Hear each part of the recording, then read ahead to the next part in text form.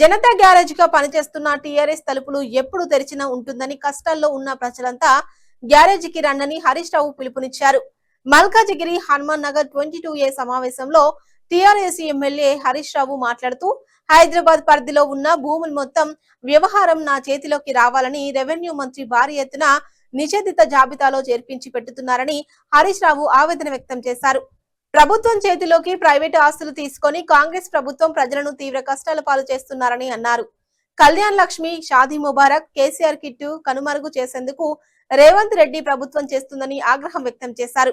Kalyana Lakshmi, Shaadi Mubarak, KCR kit 2600 కోట్లు కేసీఆర్ ప్రభుత్వం కేటాయించిందని, కాంగ్రెస్ ప్రభుత్వం 800 కోట్లు కేటాయింపు చేసి నీరు కారుస్తుందని హరీష్ రావు ఆవేదన వ్యక్తం చేశారు.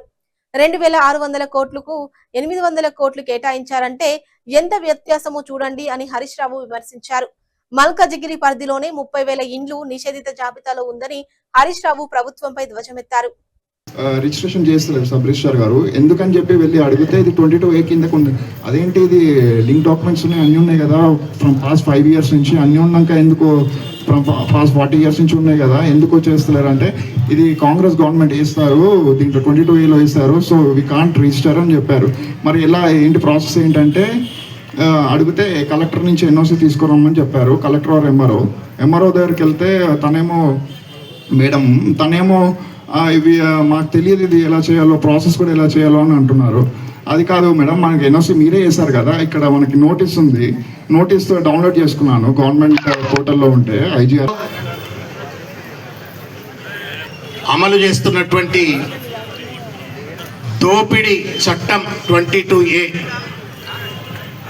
దీనికి వ్యతిరేకంగా నిరసన తెలిపేందుకు విచ్చేసినటువంటి మనందరికీ అండగా ఉంటూ మనతో పాటు ఈ పోరాటానికి మద్దతు తెలిపేందుకు ముఖ్య అతిథిగా విచ్చేసినటువంటి పెద్దలు, గౌరవనీయులు, మాజీ మంత్రివర్యులు, అన్నా అంటే నేను, అదేవిధంగా ఈ నియోజకవర్గ శాసనసభ్యులు, ఈ యొక్క ధర్నా కార్యక్రమాన్ని నిర్వహిస్తున్నటువంటి పెద్దలు మరి రాజశేఖర్ రెడ్డి గారు, అదేవిధంగా ఈ నియోజకవర్గ సీనియర్ నాయకులు నందికంటి శ్రీధర్ గారు, తెలంగాణ ఉద్యమకారులు బద్దం పరశురామ్ రెడ్డి గారు, హరీష్ అన్నతో కలిసి మేము సైతం అంటూ ఈ ఉద్యమంలో భాగం కావడానికి విచ్చేసిన అంబర్పేట శాసనసభ్యులు కాలేరు వెంకటేష్ గారు, ఉప్పల్ శాసనసభ్యులు బండారు లక్ష్మారెడ్డి గారు, వేదికపై ఉన్నటువంటి వివిధ డివిజన్ల అధ్యక్షులు, కార్పొరేటర్లు, వివిధ కాలనీలకు సంబంధించినటువంటి రెసిడెంట్ వెల్ఫేర్ అసోసియేషన్స్ వారు,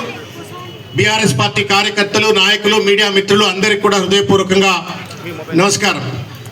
అదేవిధంగా మా ఎమ్మెల్సీ దాచోజు శ్రావణ్ గారికి, కాలేరు వెంకటేష్ అన్నకు, ఎమ్మెల్యే గారు లక్ష్మారెడ్డికు, మా నాయకులకు, ఇక్కడికి వచ్చిన అక్కలకు, అన్నలకు, తమ్ముళ్ళకు, చెల్లెళ్ళకు అందరికీ కూడా నా యొక్క నమస్కారం తెలియజేస్తున్నా. అన్న, మా దగ్గర ఈ గడిచిన 1.5 year కాలంలో సుమారు 30,000 ఇండ్లని ఈ యొక్క నిషేధిత జాబితాలో పెట్టినరన్న.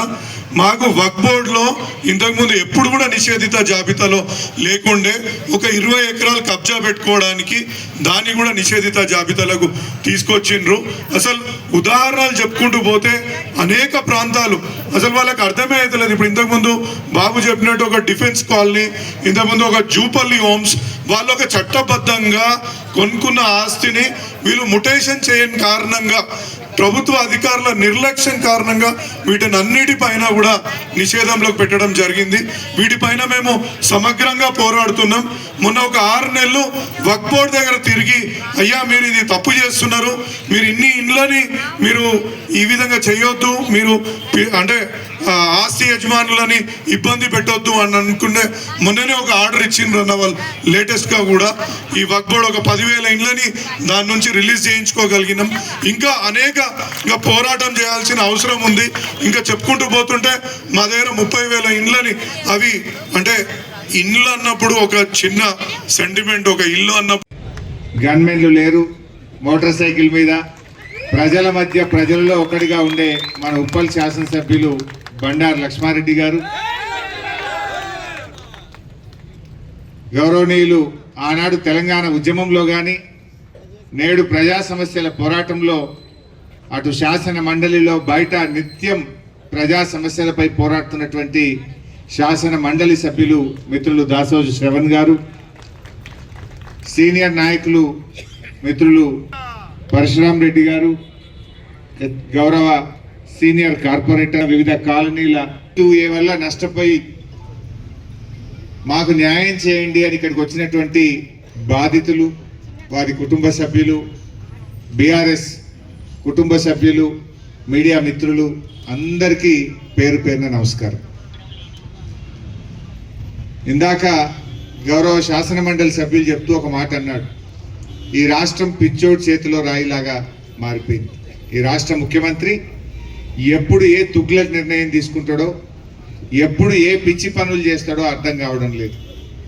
ప్రభుత్వం ప్రజా సమస్యలు పరిష్కరించాలి, ప్రభుత్వం ప్రజల కోసం పనిచేయాలి. కానీ ఇలా రేవంత్ రెడ్డి ప్రభుత్వం సమస్యలు పరిష్కరించడం లేదు, సమస్యలను సృష్టిస్తూ ఉన్నది. ఇందాక తమ్ముడు కార్తీక్ మాట్లాడిండు, 60 ఏండ్ల కింద కొనుక్కున్న ఇల్లు, 60 సంవత్సరాల నుంచి ఆ కాలనీలో ఆ ఇళ్లలో మేము నివసిస్తున్నాము. ఆ డిఫెన్స్ కాలనీలో ఈరోజు ఇల్లు అమ్ముకోవడానికి పోతే మీది నిషేధిత జాబితాలో పెట్టిండ్రు అంటే మేము ఎక్కడికి పోవాలి అంటున్నాడు కార్తీక్. ఇది ఒక కార్తీక్ సమస్య కాదు, హైదరాబాద్లోని లక్షలాది కుటుంబాల సమస్య. రాత్రికి రాత్రి కాలనీలు సర్వే నంబర్లు మొత్తం, లేఅవుట్లు, హెచ్ఎండిఏ అమ్మిన భూములు, హుడా అమ్మిన భూములు, యాక్షన్లో ప్రభుత్వం అమ్మితే కొనుక్కున్న భూములన్నీ కూడా 22A కింద నిషేధిత జాబితాలో పెడితే ఆ ప్రజలు ఏం కావాలి? కార్తీక్ ఏమన్నాడు, సబ్ రిజిస్ట్రార్ దగ్గరికి పోతే ఎంఆర్ఓ దగ్గరికి పోమంటుండు, ఎంఆర్ఓ దగ్గర కలెక్టర్ గారి దగ్గరికి పోమంటుండు, కలెక్టర్ గారిని కలిస్తే ఇది యుఎల్సి సమస్య, యుఎల్సి ఆఫీస్కు పోమంటున్నారు. అంటే ప్రజలు ఎందుకు తిరగాలి? మీరు చేసిన తప్పులకు శిక్ష ప్రజలకెందుకు అని ఈరోజు బీఆర్ఎస్ పార్టీ ప్రశ్నిస్తా ఉంది. ప్రజలకెందుకు శిక్ష? ఎందుకు పెట్టినారు ఈ భూములు? ఎవరు పెట్టమన్నారు? 2008లో ఆనాటి కాంగ్రెస్ ప్రభుత్వం యుఎల్సి రద్దు చేసింది. యుఎల్సి రద్దయిన తర్వాత ఆ భూములన్నీ పట్టా భూములుగా మారినాయి, లేఅవుట్లు అయినాయి, ప్రజలు ఇల్లు కట్టుకున్నారు, అపార్ట్మెంట్లు కొనుక్కున్నారు, ప్రజలు అక్కడ నివసిస్తున్నారు. 20 ఏళ్ల నుంచి లేని సమస్య రాత్రికి రాత్రే మీకు ఎందుకు ఆ బుద్ధి పుట్టింది?